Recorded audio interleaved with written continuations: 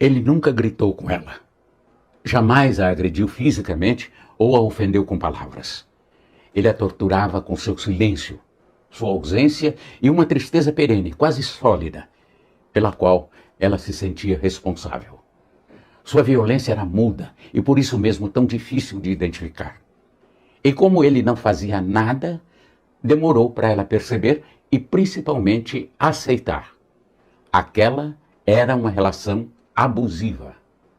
Ele era um narcisista perverso, um tipo altamente sofisticado de agressor. E ela era o seu alvo da vez. Até aquele momento, ela não sabia que esse tipo de coisa existia.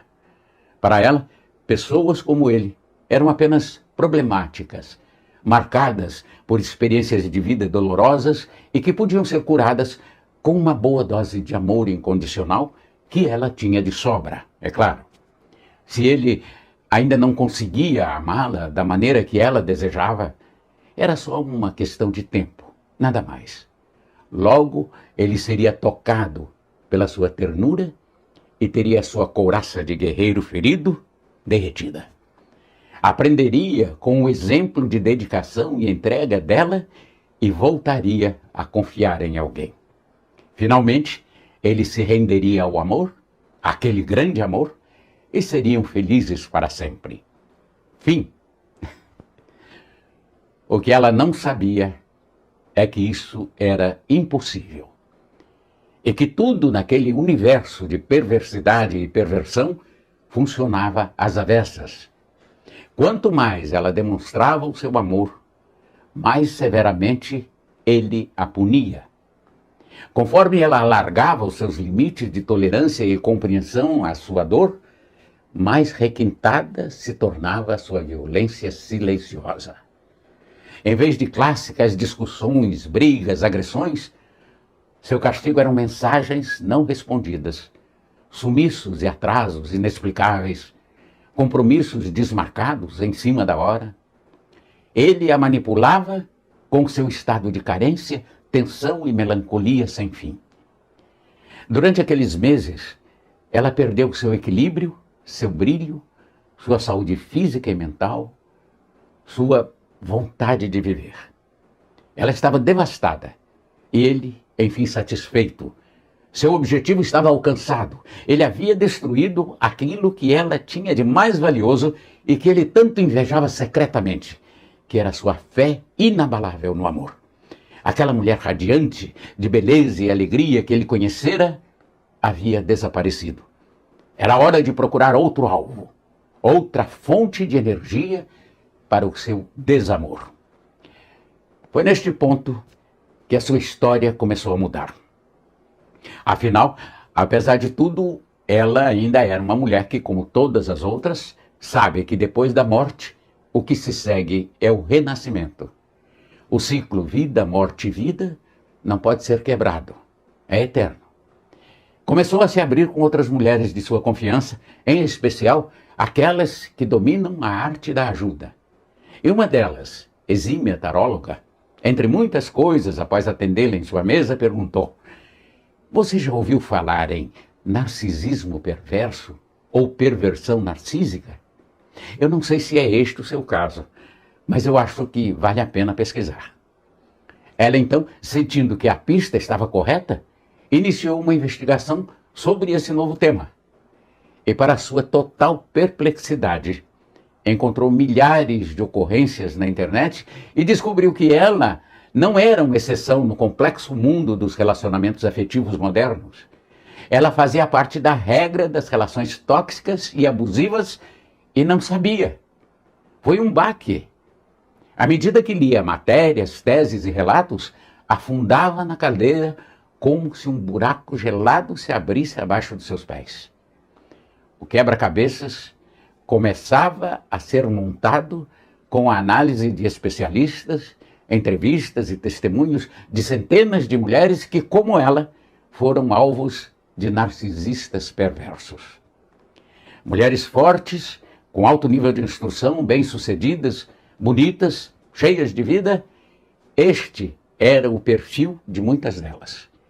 Assim como ela, Todas elas acreditavam que tinham amor suficiente para si e para seus companheiros abusivos, que representavam mais um desafio a ser superado. Talvez um pouco mais difícil que os outros, mas nada além de um desafio.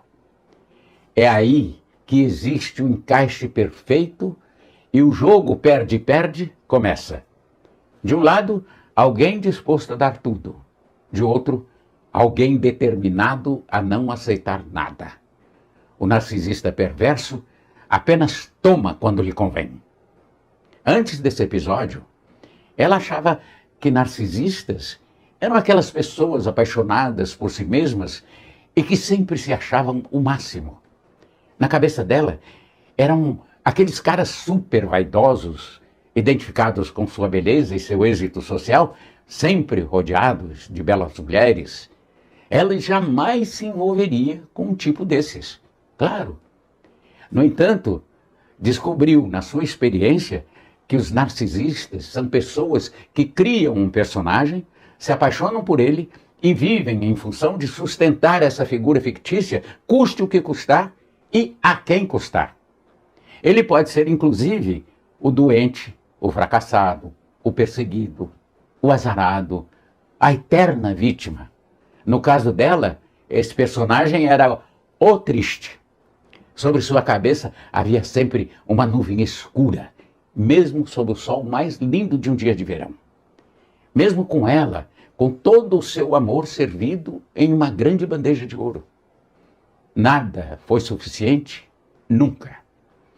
Era como se ele dissesse a ela com aquele olhar opaco: ainda não é o bastante. Vamos, se esforce mais.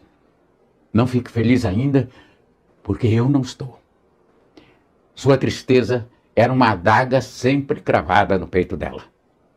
O narcisista perverso nasce de um trauma com a mãe logo no início da vida.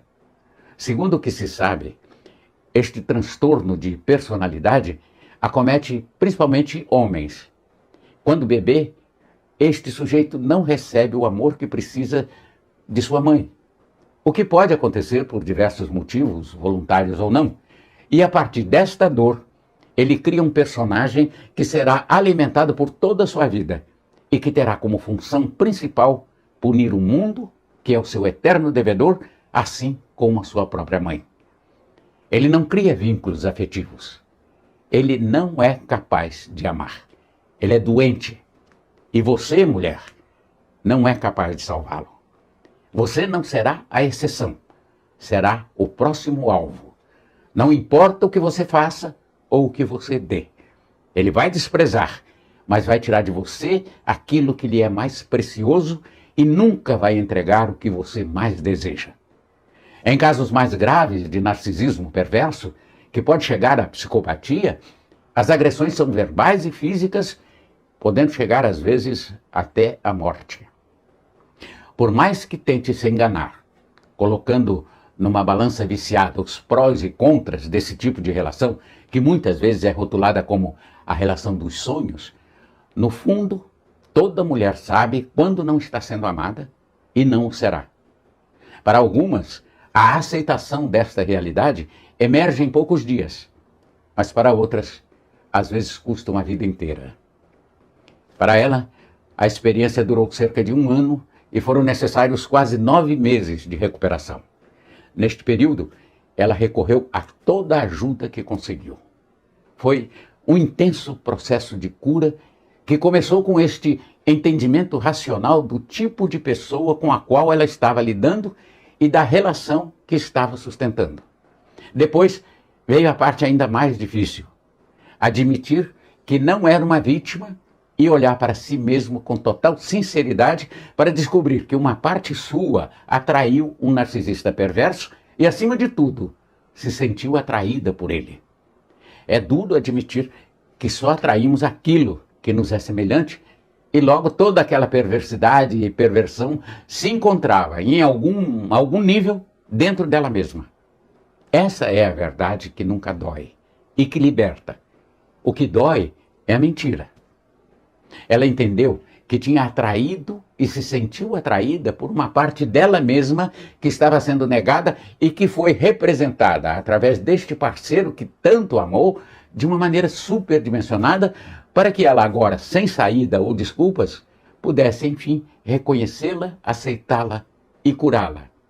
Esse é um sofisticado mecanismo da alma para a nossa reintegração e evolução.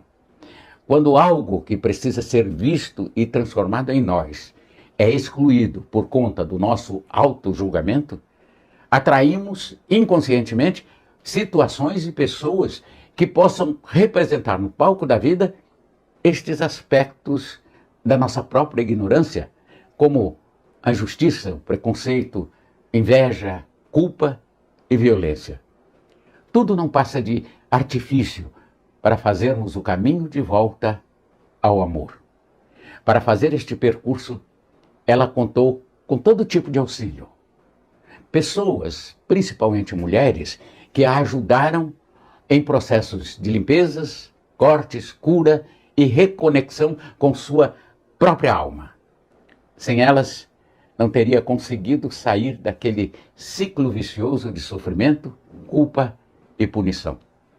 A partir do auto-perdão e da autocompaixão, aquela experiência traumática foi sendo ressignificada e se transformou em uma grande bênção, que permitiu que ela mudasse um padrão de relacionamento criado e cultivado por ela mesma durante muitas vidas.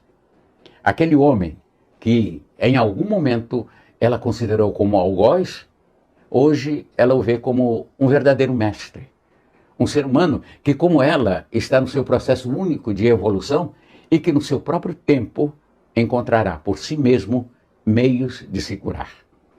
Ao contrário do que somos levados a acreditar através de músicas, poemas e filmes, onde há jogo de poder, dor e sofrimento, não existe amor. É este o padrão afetivo que precisamos mudar dentro de nós. Se você estiver numa relação com um narcisista perverso, procure ajuda para sair dessa relação, pois sozinha é simplesmente impossível. E há inúmeros recursos para isso. Não a julgue. Ela já se sente suficientemente envergonhada e culpada. Pode acreditar. Apenas ofereça apoio. A cura de uma mulher é a cura de toda a humanidade.